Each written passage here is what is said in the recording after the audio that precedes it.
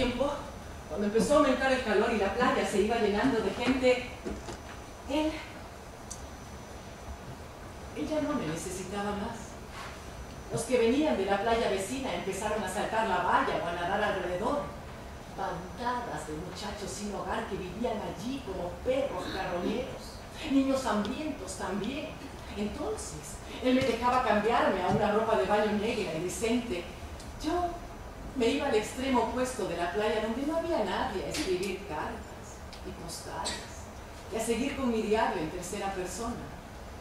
Hasta que a las 5 volvía para reunirme con él frente a la caseta de baño en la calle. Entonces aparecía él, perseguido por su corte. Los chicos sin hogar y los niños hambrientos que habían saltado la valla desde la playa de libre acceso donde vivían. Él repartía billetes entre todos, como si le hubieran lustrado los zapatos o estuvieran atentos para conseguirle un taxi. Cada día el enjambre crecía más, era más ruidoso y más voraz. Sebastián empezó a sentir miedo y finalmente dejamos de ir allí. ¿Qué pasó después? Fue un día de mucho calor, típico de Cabeza de Lobo, con una luz tan blanca y cegadora que el cielo y el mar no eran azules sino blancos. ¿Sí? Habíamos almorzado tarde en una de esas tabernas que hay al aire libre frente al mar. Sebastián estaba tan blanco como el cielo. Llevaba un terno de lino blanco inmaculado, una corbata de seda blanca, un sombrero de Panamá blanco y unas zapatillas blancas de piel de lagarto. Se secaba la cara y el cuello con un pañuelo de seda blanco y no dejaba de meterse unas pastillas blancas a la boca. Yo sabía que sufría del corazón, estaba aterrado, por eso no habíamos bajado a la playa. Creo que debemos irnos más al norte, me decía con insistencia. Creo que ya no tenemos nada más que hacer en Cabeza de Lobo, ¿no te parece? Yo estaba de acuerdo, pero había aprendido a no expresar mi opinión porque conociéndolo, sabía que a él le encantaba llevarle la contraria a todo el mundo, así que procuraba darle la impresión de que aceptaba sus deseos de mala gana. Era como un juego.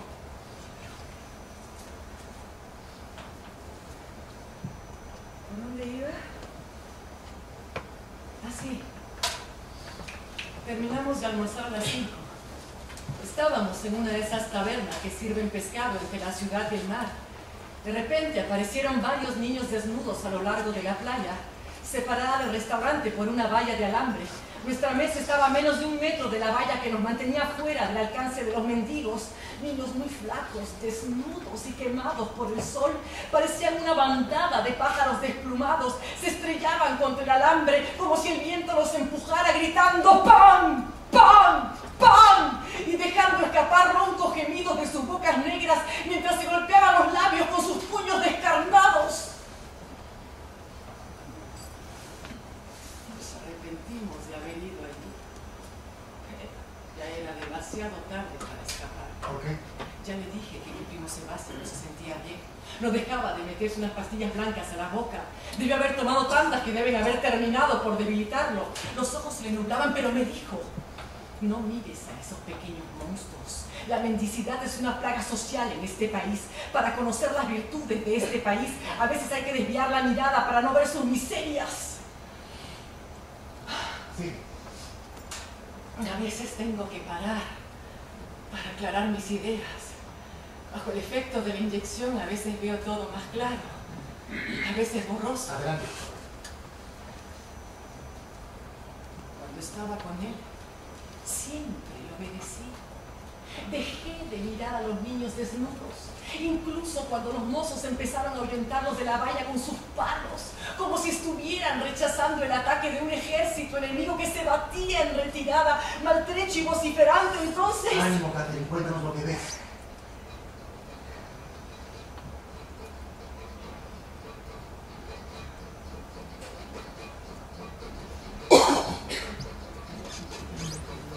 La banda de niños empezó a darnos una serenata. ¿Una qué? Tocaban para nosotros con sus instrumentos. Nos dedicaban una especie de serenatas a lo que tocaban, se les puede llamar música. ¿Sí? Sus instrumentos eran de percusión. ¿Sabe a lo que me refiero? Sí, como tambor. Yo los miraba de reojo cuando Sebastián no me veía, y por lo que podía distinguir, a pesar de la blancura cegadora de la arena, sus instrumentos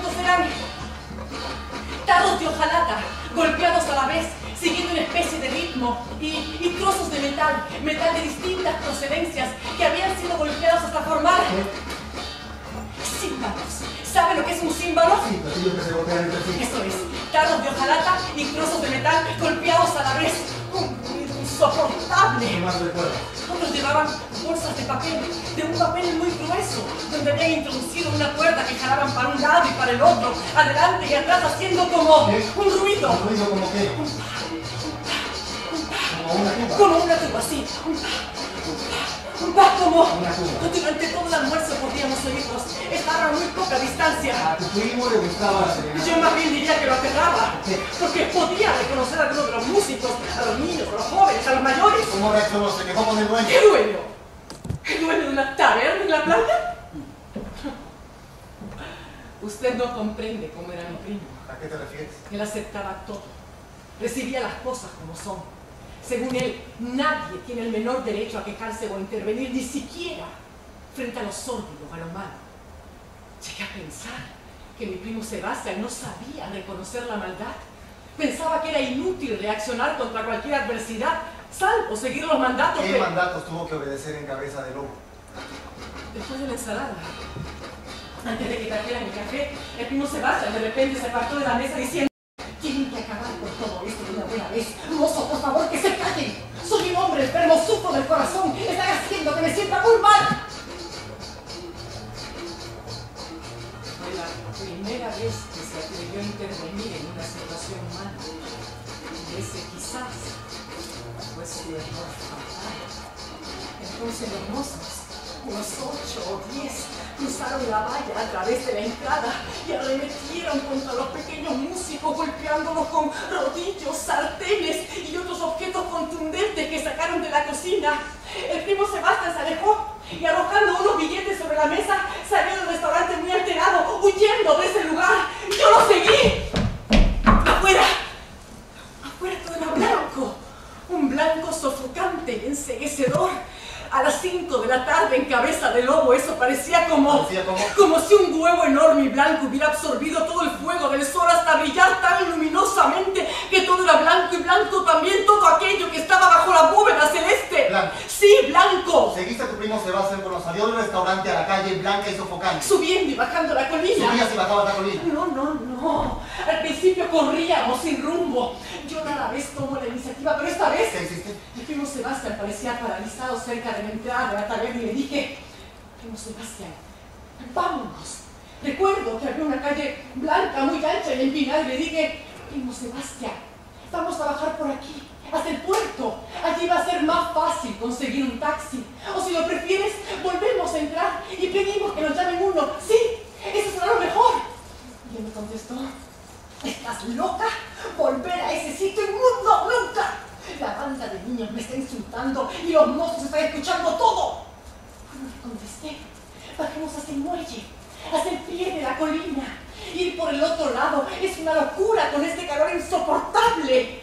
Y él me gritó: por favor, cállate. Deja que yo me encargue de esta situación. De esto me ocupo yo.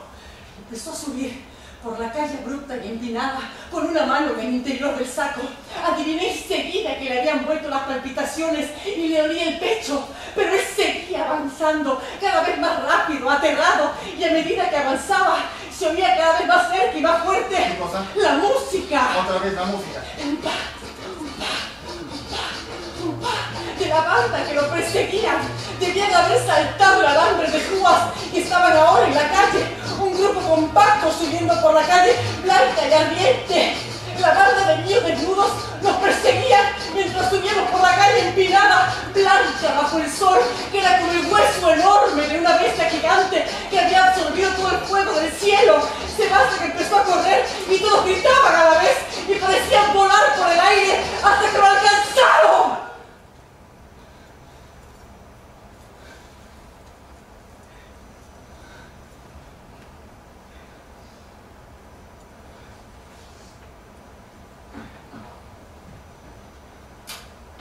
Empecé a gritar.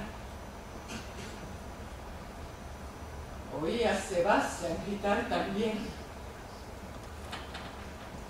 Lanzó un alarido ronco antes de que la bandada de pajarracos desplumados que lo perseguían lo atrapara mientras subía por la calle Blanca. ¿Y tú, Catherine, qué hiciste entonces? Correr. ¿Hacia dónde? Hacia abajo. Corrí calle abajo en la única dirección posible. Bajé por la calle blanca y ardiente pidiendo socorro una y otra vez hasta que mozos, policías, vecinos salieron de todas partes para volver a subir precipitadamente la colina junto a mí.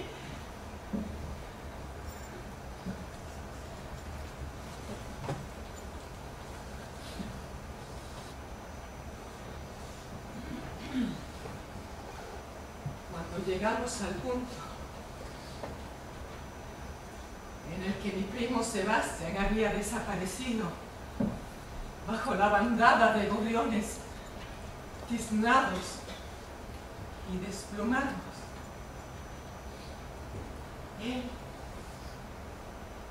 yacía desnudo. Le habían arrancado la ropa dejándolo allí tendido contra una pared blanca.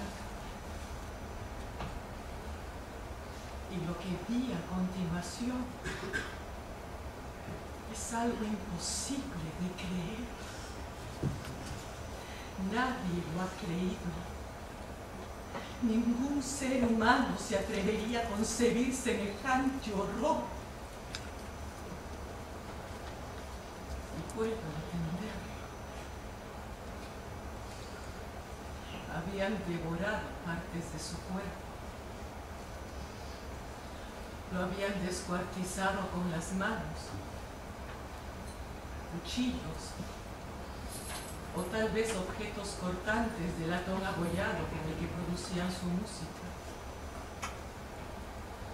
Lo habían desgarrado y mutilado para atiborrarse metiendo jirones de carne en sus bocas sucias y hambrientas.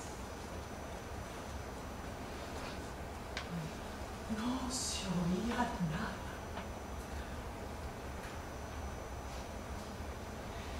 Todas las miradas se concentraban en Sebastián, en lo que quedaba de él.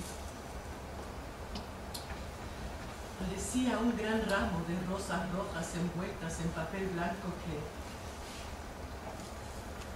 hubiera sido desgarrado, triturado y arrojado como un despojo contra el resplandor enceguecedor de la pared.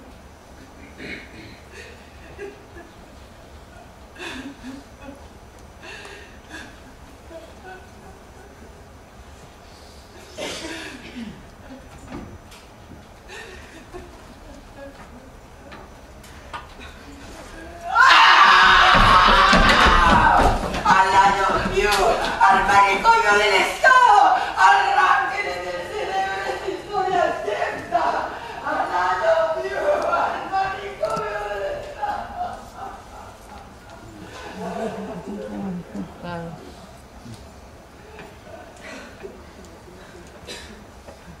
Mamá,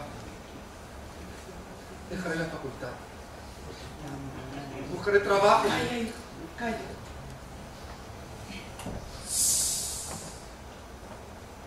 Doctor,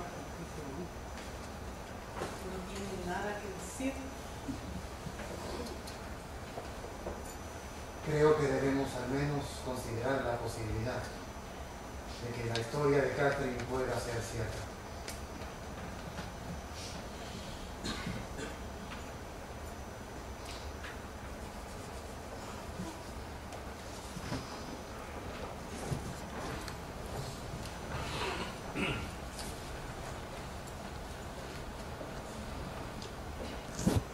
Sometimes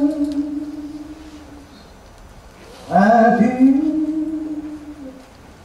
like a modern child. Sometimes I feel like a modern child. Sometimes like a mother's child, alone